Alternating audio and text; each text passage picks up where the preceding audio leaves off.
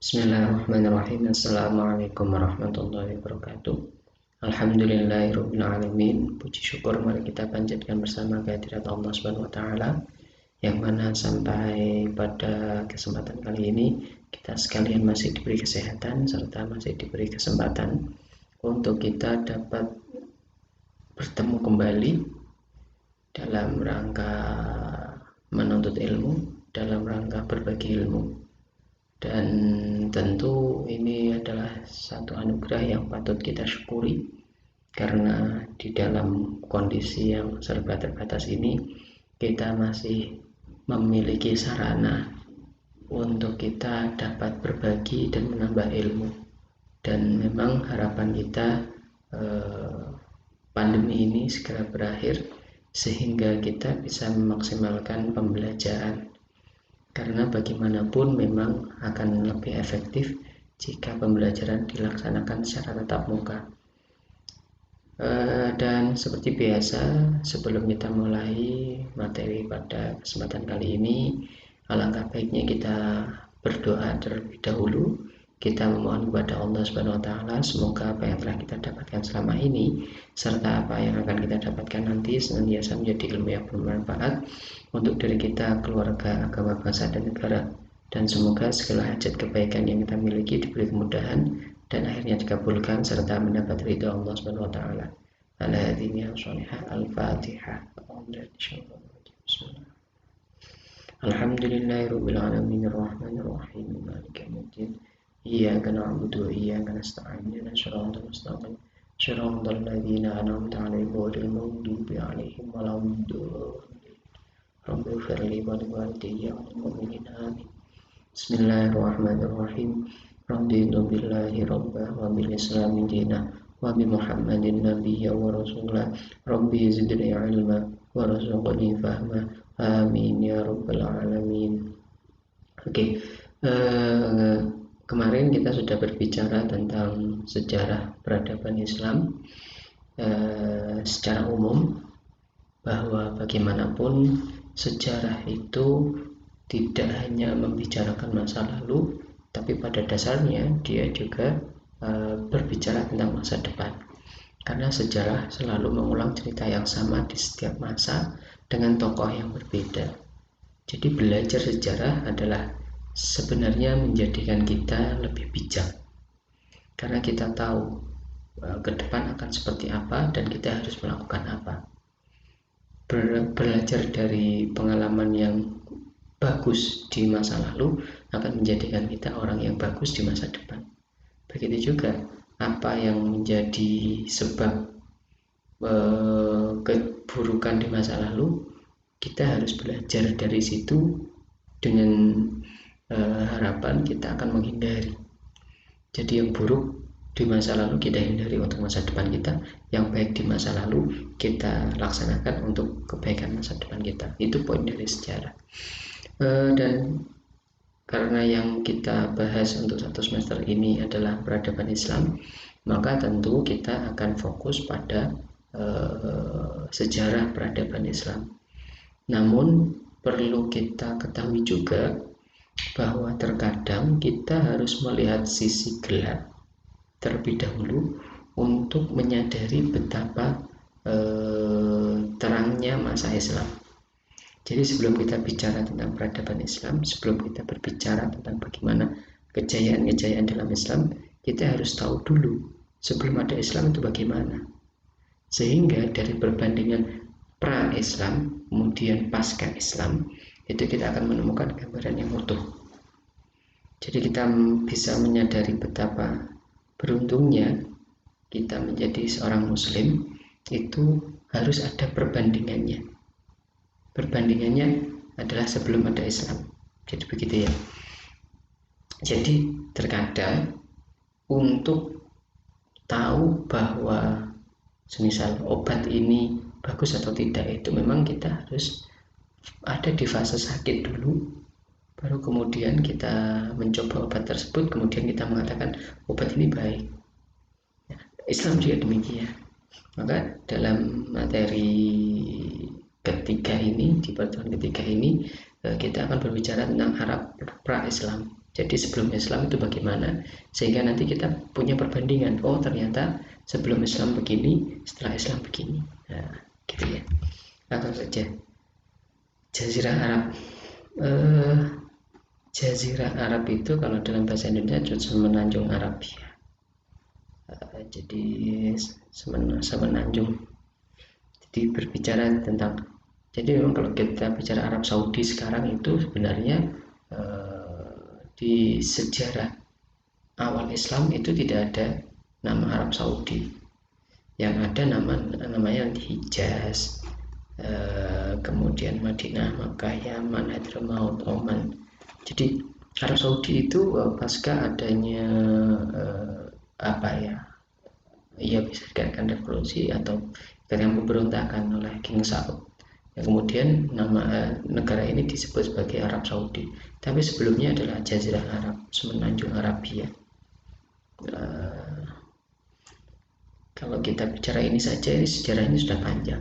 Tapi ya makanya kita skip saja. Berbentuk 4 persegi panjang yang sisinya tidak sejajar. Jadi ini ya, tidak sejajar. Kemudian di sebelah baratnya berbatasan dengan Laut Merah. Kemudian di sebelah selatannya Lautan Hindia. Kemudian di sebelah timur Teluk Arab. Ini ya sebelah timur ini ya. Kemudian sebelah utaranya Irak dan Syria. Jadi secara geografis ini. Kemudian ini secara geografis menurut sejarawan Syalabi, Jazirah Arab menjadi dua bagian, dua wilayah, bagian yang tengah dan pinggiran. Memang ada perbedaan ketika berbicara tentang geografis, letak geografis. Tidak hanya di Arabia sebenarnya, tapi di Indonesia pun letak geografis itu juga pada akhirnya menentukan banyak hal. Oke, di bagian tengah gurun dan bukit pasir serta beberapa pegunungan yang tidak begitu tinggi. Hujan tidak banyak turun, jadi sangat tandus. Di bagian tengah penduduk hidup berpindah-pindah, nomaden. Jadi mereka beternak, menggembala, dan mereka hidupnya menyesuaikan di mana ada rumput. Jadi misalnya di satu daerah ada rumput, mereka datang ke sana. Begitu rumputnya habis, mereka jadi nomaden. Dengan tipologi seperti ini, yakni nomaden tadi, orang Arab kelompok yang susah mengembangkan kebudayaannya. Bagaimana bisa mengembangkan kebudayaan? Padahal kebudayaan itu adalah tidak tercipta dalam 1-2 tahun saja, tapi berpuluh-puluh tahun, bahkan ratusan tahun, baru kemudian memang itu bisa dikatakan budaya. Tapi kalau serba pindah, ini kan belum sampai membentuk satu kebudayaan sudah pindah, belum membentuk sudah pindah. Nah, orang yang di daerah ini biasa disebut juga dengan suku Badui, jadi yang nomaden tadi, dan memang tidak punya kebudayaan karena mereka belum sempat membuat budaya sudah pindah. Kemudian bagian pinggiran, bagian maritim, ya, yang dekat-dekat dengan laut ini tadi ya di sini, nah, di pinggir. Nah, itu penduduknya tidak nomaden, artinya menetap. Mereka bisa mengembangkan kebudayaannya jauh lebih memungkinkan. Mendirikan kota dan kerajaannya yang besar diantaranya adalah Yaman dan Hijaz. Di wilayah Hijaz inilah Islam dilahirkan. Jadi kalian harus pahami betul bahwa di Jazirah Arab itu ada 2 bagian, yang memang dia bagiannya ada di tengah, yang pola hidupnya nomaden, kemudian yang di pinggiran yang menetap. Kalau yang di tengah itu mereka menggembala dan menyesuaikan di mana ada rumput. Tapi kalau yang di pinggiran ini mereka mengembangkan kebudayaannya, mereka berinteraksi secara bagus, yang kemudian membentuk satu kebudayaan dan peradaban.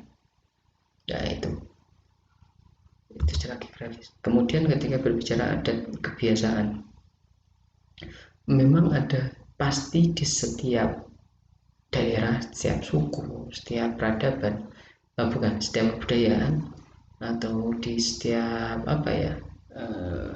bangsa itu memiliki karakter-karakter.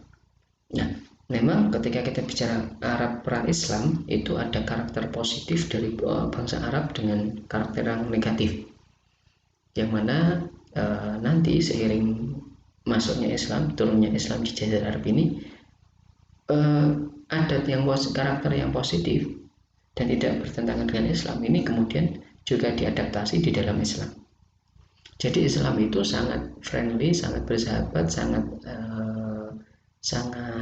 apa ya? Dia sangat mudah beradaptasi dengan adat istiadat setempat selama itu tidak bertentangan dengan hukum Islam. Nah, ini perlu diperhatikan betul. Islam sangat bersahabat dengan budaya lokal selama itu tidak bertentangan dengan ajaran Islam atau syariat Islam. Nah, aspek positif dari bangsa Arab itu adalah sangat cinta dan setia pada adat dan tradisi kabilahnya masing-masing. Terlepas tradisinya itu baik atau buruk menurut Islam, tapi mereka punya kesetiaan yang tinggi terhadap nenek moyang. Memang karakter ini di awal Islam datang itu menyulitkan.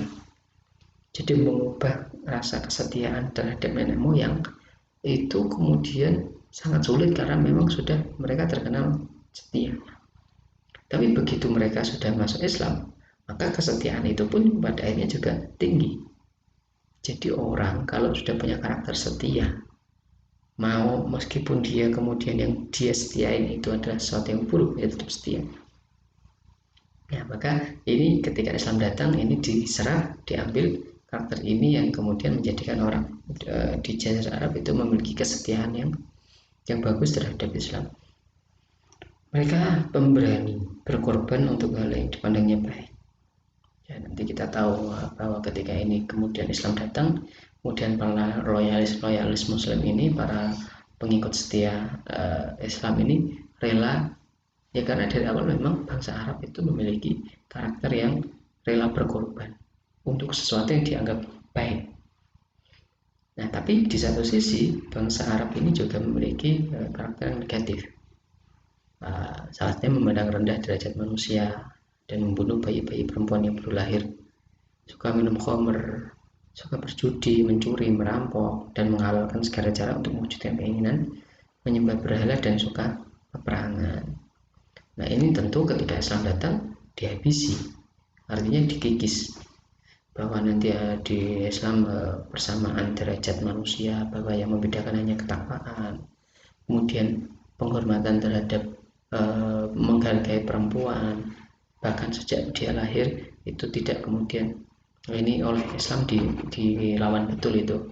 Homer juga demikian, oleh Islam kemudian dihabisi dalam tanda kutip, diharamkan.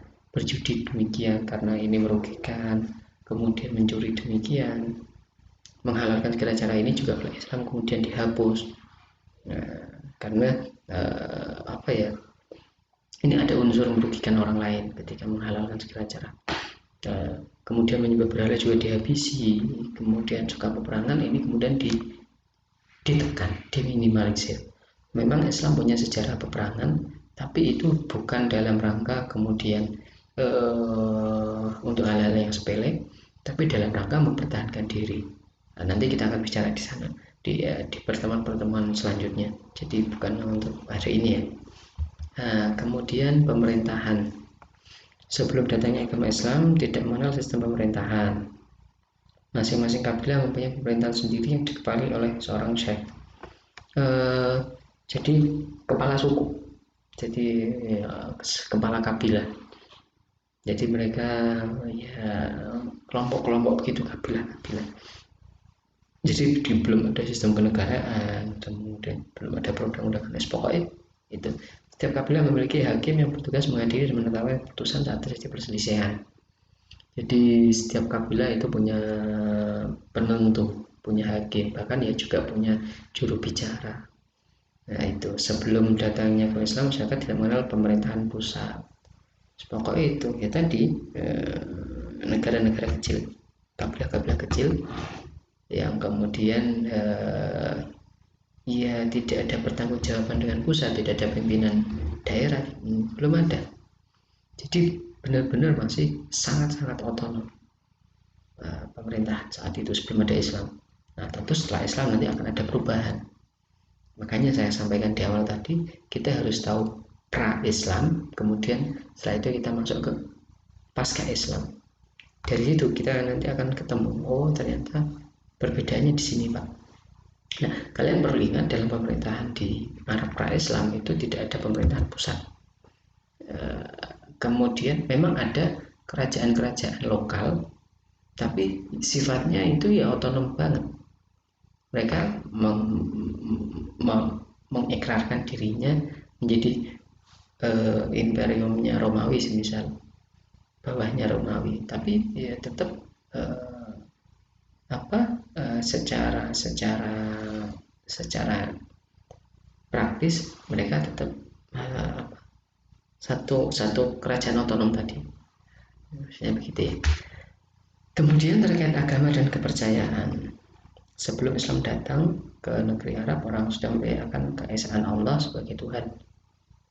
Kepercayaan ini diwariskan dari Nabi Ibrahim dan Nabi Ismail, agama Hanif. Tapi oleh orang Arab itu kemudian dicampur agama lain dan kepercayaan-kepercayaan lain, menyembah roh, jin, pohon, dan matahari. Agama menyembah ini wasaniyah. Jadi perlu kita ketahui bahwa orang Arab itu tidak asing dengan ketuhanan Allah. Mereka tetap mempercayai adanya bahwa Allah itu Esa, Allah itu Tuhan semesta. Tapi mereka juga percaya terhadap roh-roh dan seterusnya. Artinya mereka menggabungkan.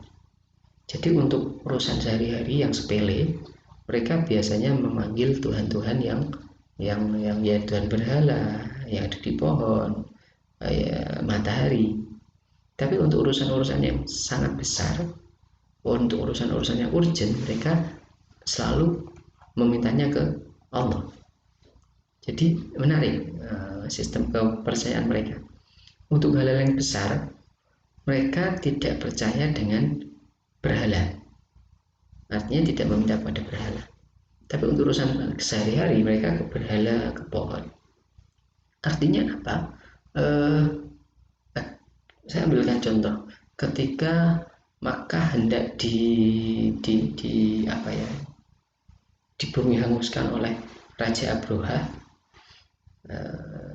itu oleh penduduk Mekah itu mereka meminta atau berdoanya kepada Allah langsung, karena tahu yang dia hadapi ini adalah raja yang memiliki pasukan yang sangat kuat dan mereka tidak bisa lagi mempertahankan Mekah, sehingga mereka kemudian berdoanya kepada Allah, ya Allah, ini adalah rumahmu, maka kami titipkan, kami pasrahkan penjagaan rumahmu ini kepadamu. Jadi dalam kondisi Mekah, Ka'bah hendak dihancurkan oleh Raja Abroha, penduduk Arab, penduduk Mekah saat itu memintanya langsung ke Allah. Menarik ya? Ya, jadi mereka tetap percaya keesaan Allah, tapi dalam praktek kesehariannya mereka juga mempercayai agama-agama lain, atau ya ini menyembah roh, jin, pohon, dan matahari. Sebelum kelahiran Nabi, sebagian bangsa Arab di Hijaz, Yasrib dan Taif sekitarnya sudah memiliki kepercayaan, tradisi, dan pengaruh tiga agama besar. Jadi mereka sudah punya, selain wasaniyah ini juga ada kepercayaan lain. Jadi sebenarnya di Makkah itu juga multi religi. Ya, karena selain wasaniyah ini, jadi ini adalah percampuran agama Hanif dengan ini tadi. Kemudian ada juga Yahudi, Kristen, Zoroaster, Majusi. Jadi kita harus pahami, oh ternyata masyarakat Makkah itu juga multi religi. Nah, menyembah berhala, kita harus tahu juga bahwa seperti yang saya sampaikan tadi, untuk urusan yang tidak terlalu besar, untuk urusan sehari-hari itu mereka menyembahnya kepada roh, kepada jin, kepada berhala. Nah, praktek penyembahan atau tradisi menyembah berhala itu salah satunya mereka mengelilingi berhala dan mendatanginya, berkomat kami di hadapannya, meminta pertolongan tatkala kesulitan. berdoa untuk kebutuhan dengan penuh keyakinan bahwa berhala itu bisa memberikan syafaat di sisi Allah dan mewujudkan apa yang mereka kehendaki. Itu salah satu contoh. Kemudian mereka menunaikan haji dan tawaf di sekeliling berhala, merunduk dan bersujud di hadapannya. Mereka mengorbankan hewan sembelihan demi berhala dan menyebut namanya. Jadi ini salah satu bentuk beberapa bentuk praktek penyembahan berhala. Jadi berkeliling mengelilingi berhala tadi sambil minta-minta, kemudian terkadang mengorbankan hewan disembelih kemudian dipersembahkan kepada berhala. Nah, tapi yang menarik dari bangsa ini adalah dari segi bahasa dan seni bahasa mereka sangat maju. Meskipun nanti setelah Islam datang, kedikdayaan mereka dalam hal sastra itu pada akhirnya dikalahkan oleh Al-Quran. Jadi mereka sangat gandrung dengan sastra. Tapi begitu Islam datang, para sastrawan unggulan yang ada di Mekah, di Hijaz, ini kemudian takluk di bawah Al-Quran. Itulah mengapa memang polanya mukjizat itu selalu diberikan dalam bentuk kecenderungan yang ada di masyarakat. Mukjizat itu melemahkan. Maka ketika orang Arab itu gandrung dengan seni, itu kemudian salah satu mukjizat Nabi yang paling agung itu adalah Al-Quran, di mana Al-Quran itu juga bicara sastra. Begitu ya, jadi harus dipahami betul bahwa menarik. Orang Arab itu suka sastra, kemudian Allah menurunkan mukjizat kepada Nabi Muhammad berupa sastra dengan bobot yang sangat tinggi, yaitu Al-Quran. Nah, tapi perlu kita pahami, ini kita kan bicara sebelum Islam ya, anggap saja ini memang satu kemajuan dari orang Arab, bahwa ada hitobah, ada majelis adab, dan sauku ukas, pasar ukas. Jadi di ajang inilah kemudian kemampuan sastra, kemampuan seni bahasa orang di Jazirah Arab itu diakui, karena sering ada kompetisi-kompetisi yang itu kemudian dan para penyair dan ahli pidato di Makkah saat itu, di Hijaz saat itu memiliki derajat yang sangat tinggi. Ya, ini ahli pidato mendapat derajat tinggi dalam masyarakat. Jadi kalau semisal kita sekarang yang orang yang punya derajat tinggi itu adalah orang yang dokter semisal, maka dulu orang yang kemudian ya kenapa dokter ya, karena kalau kuliah kedokteran ya kita bisa lihat sendiri berapa biayanya. Semakin besar biayanya itu menandakan adanya dalam tanda kutip derajat yang tinggi dibanding yang lain. Nah, dulu di Jazirah Arab itu orang yang memiliki derajat tinggi adalah ahli pidato dan penyair. Kemudian ada majelis adab, mengadakan majelis atau klub mendeklamasikan saja. Jadi ada panggung khusus untuk mengekspresikan karya sastranya dalam bentuk bahasa. Nah itu. Jadi sangat memang dari segi bahasa dan seni bahasa mereka maju. Tapi kalau kita berbicara sistem sosial budaya,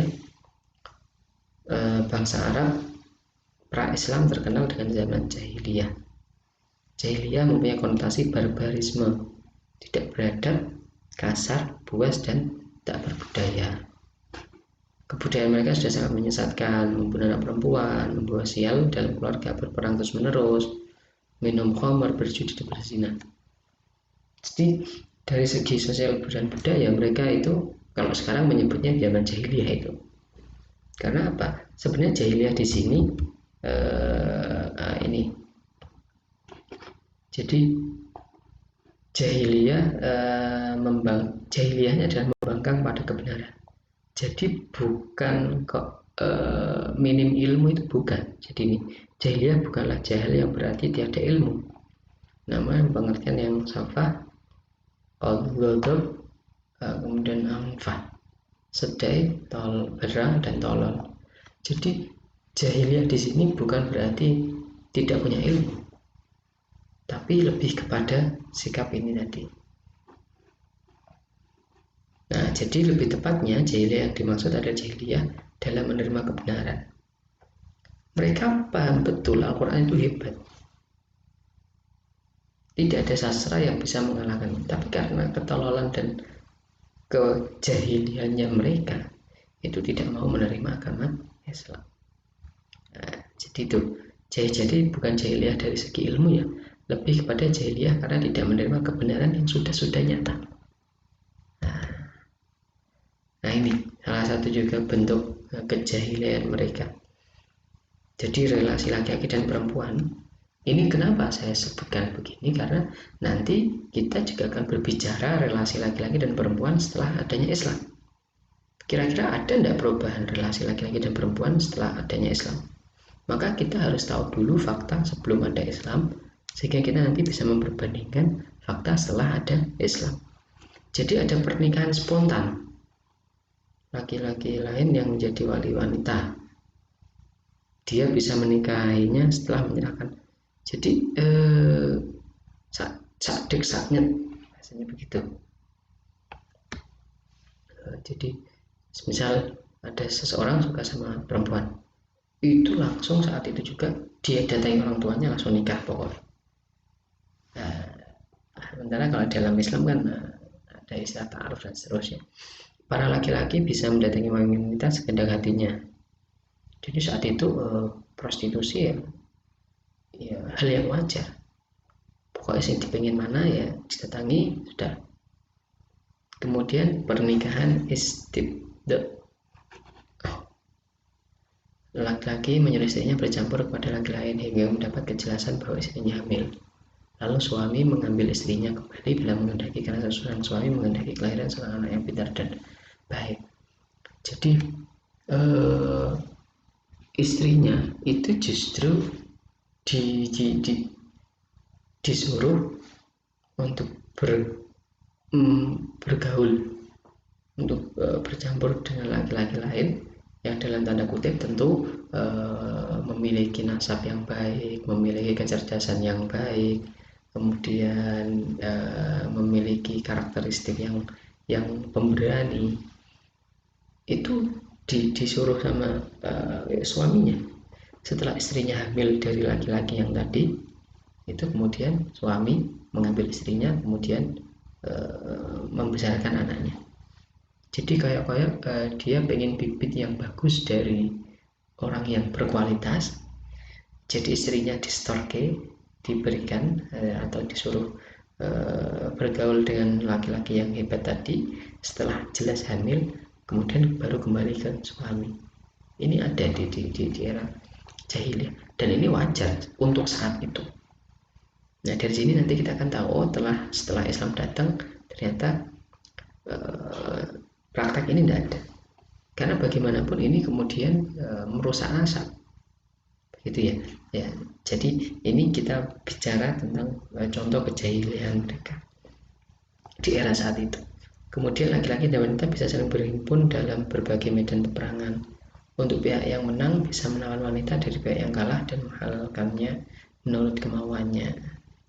Nah itu ya. Kalau di Islam kan nanti ada ketentuan perempuan tidak diperkenankan terjun ke medan perang jika memang masih ada laki-laki. Tapi jika memang urgent, maka ada kemungkinan perempuan ikut ke medan perang. Tapi kalau di jahiliyah ya santai-santai saja. Oke, jadi itu yang bisa saya sampaikan untuk saat ini terkait pra-Islam.